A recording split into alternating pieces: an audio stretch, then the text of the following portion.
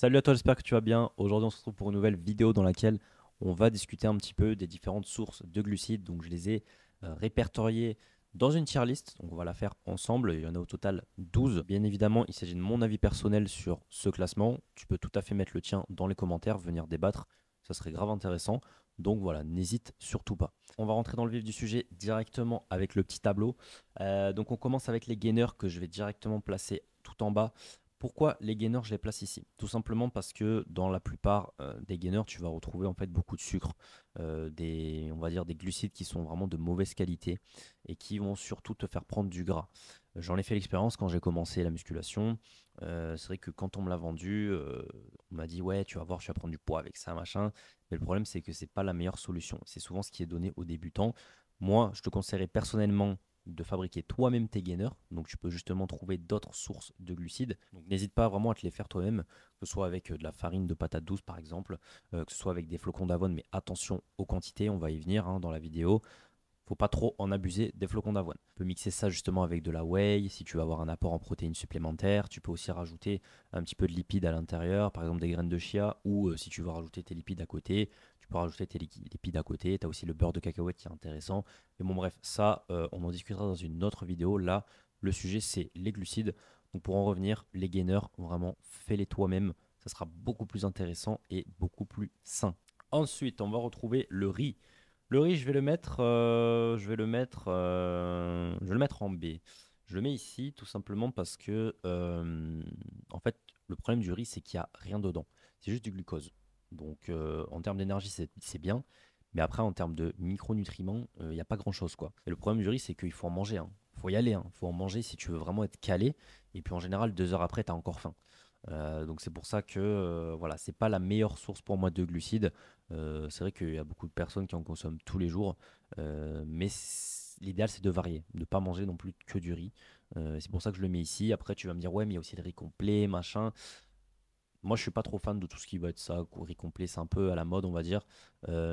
Tout simplement parce que dans le riz, il faut savoir qu'il y a de l'arsenic. L'arsenic, bon, ça, c'est des recherches un petit peu plus poussées, mais l'arsenic, si tu veux, va être beaucoup plus présent dans le riz complet que dans du riz classique. Donc, moi, je te conseillerais plutôt de partir sur du riz blanc basmati. Ça fera très bien l'affaire. Et t'as pas besoin de te casser la tête à aller prendre du riz complet ou je sais pas trop quoi.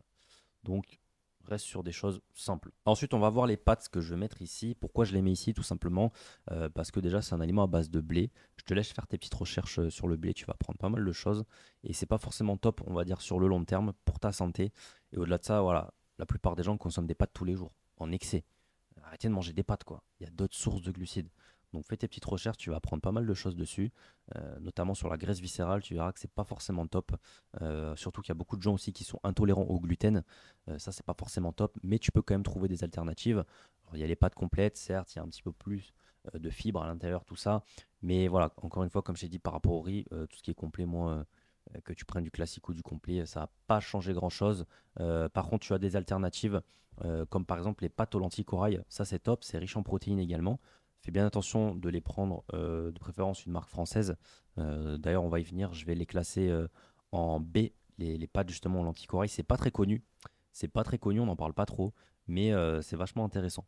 Donc, n'hésite pas à mettre ça de temps en temps, à varier un petit peu tes sources de glucides, notamment avec ça. Ensuite, on va avoir les flocons d'avoine. Alors, les flocons d'avoine, je vais les mettre soit en B, soit allez, on va les mettre en C avec les pâtes. Pour moi, c'est pareil, même niveau. Les gens en consomment trop, beaucoup trop. Tu vois des fois sur les réseaux des 100, 150 grammes de flocons d'avoine. J'ai fait l'erreur de le faire, mais je le fais plus. Parce qu'après, tu te poses des questions. Pourquoi tu vas aux toilettes 3 4 fois par jour? Tu sors des parpaings, des trucs, tu es là, mais attends, il y a un problème là. Et les gens ne se rendent pas forcément compte de tout ce qu'il y a aussi à l'intérieur. Certes, c'est une bonne source de fibres, une bonne source de glucides, mais n'en consomme pas trop en excès. On voit que ça sur les réseaux. Tu regardes What I Eat in a Day, flocons d'avoine dès le matin, porridge, bowl cake, machin, alors que tu vas t'entraîner le soir. Enfin, bref, faut être un petit peu logique et sortir un petit peu de ce que tu vois sur les réseaux. Donc, fais attention à ça et je t'invite à faire tes petites recherches personnelles. Ensuite, on va avoir les patates douces. Alors là, ça, c'est le GOAT. Je le fous tout en haut. Les patates douces, franchement, c'est hyper intéressant. Plein de micronutriments. Tu peux la cuisiner de plusieurs façons. Tu peux les faire comme ça en morceaux. Tu peux les faire en frites. Tu peux les faire en purée. Franchement, c'est top. Tout ce qui va être légumes racines. C'est vrai que je ne les ai pas tous mis là dans la liste. Il y a aussi les carottes, l'igname, la betterave, tout ça. Mais vas-y quoi. Si t'aimes bien, n'hésite pas. C'est vraiment top. Et bah, pareil avec la patate, hein. La patate, je la mettrai juste en dessous. Allez, en A. Un peu moins de micronutriments, on va dire là-dedans. Mais toujours intéressant. Franchement, si tu peux privilégier les légumes racines, vraiment, privilégie-les. Ensuite, on va voir les fast-food. Pour ça, je pense qu'il n'y a même pas besoin de faire l'impasse dessus, hein. Ça va direct en bas avec les gainers, hein. Tu sais très bien que tout ce qui est fast-food, ça va être des aliments qui sont transformés, des graisses transformées, ça c'est les pires. Donc, évite au maximum de faire ce genre d'écart. Privilégie plutôt des aliments de bonne qualité. Tu peux te taper par exemple, je sais pas, une belle entrecôte avec des frites. Ça sera toujours plus intéressant que d'aller taper un McDo, quoi. Voilà. Après, bon, si tu kiffes vraiment les fast-food, voilà, mais vas-y avec modération, parce que tu sais très bien que c'est pas du tout bon pour ta santé. Ensuite, on va retrouver la farine de patate douce que je vais mettre en S. Alors ça, c'est très peu connu. Il n'y a pas beaucoup de gens qui connaissent, mais franchement, c'est top parce que tu peux le cuisiner de plusieurs façons. Tu peux faire des galettes, tu peux faire des smoothies, tu peux faire des pancakes. Ce que je disais tout à l'heure, tu peux faire des gainers avec ça. Franchement, c'est top en termes de qualité. C'est nettement supérieur à la farine de blé que tu fais. Du coup, la plupart des gens font justement ça avec des crêpes, hein, tout simplement.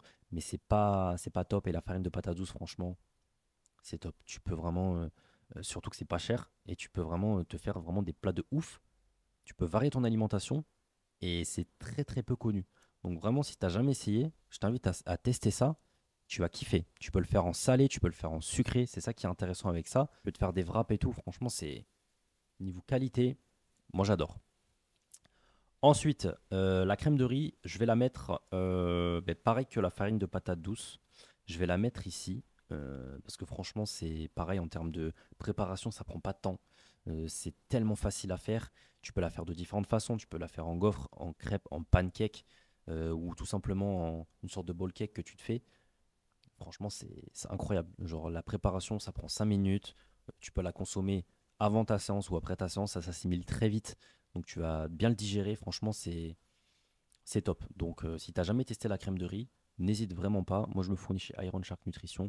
Elle est parfaite. Ensuite, tu vas avoir les légumes que je vais mettre ben, en S, hein, clairement.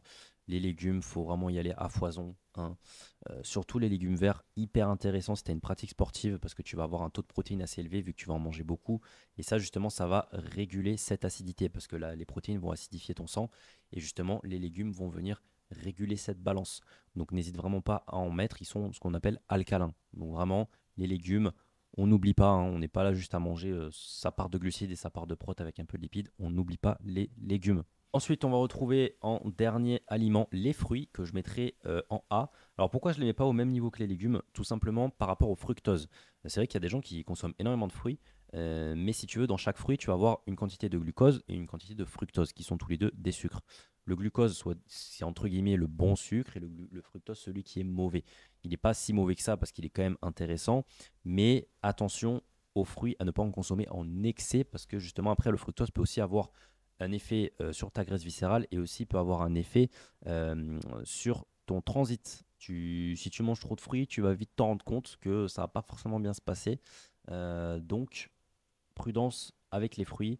N'en consomme pas non plus trop. Un ou deux fruits par jour, ça suffit largement. Pas besoin de t'envoyer 15 fruits par jour, quoi. Donc voilà pour ce petit classement. J'ai pas tout sélectionné, mais j'ai pris, on va dire, ce qu'on retrouvait le plus dans le milieu du fitness, hein, dans la musculation. Comme je t'ai dit tout à l'heure, ça reste mon avis personnel. Si t'es pas d'accord avec ça, il n'y a aucun problème. Et n'hésite pas à le mettre dans les commentaires. Je tournerai du coup la prochaine vidéo qui sera sur les lipides en macronutriments. Et la troisième, ça sera les protéines. On y viendra. Je pense que ça peut intéresser aussi pas mal de personnes. Donc n'hésite pas à t'abonner pour ne pas manquer justement cette vidéo. Mets un petit like, moi ça me soutient. Commente aussi pour me dire ce que tu en as pensé et me dire ton avis. Et pense aussi à t'abonner si ce n'est pas le cas. Si jamais tu es intéressé pour des suivis en distanciel, diète et entraînement sur mesure, n'hésite surtout pas, tu as le lien de mon site internet directement dans la bio. Tu réserves ton appel et on en discute, on voit ce qui est possible de faire. L'appel est gratuit, bien évidemment. Et le but, c'est que vraiment tu puisses être une meilleure version de toi-même, apprendre à se transformer sainement. Sur ce, on se dit à dans 2 semaines pour la prochaine vidéo. Affaire à suivre.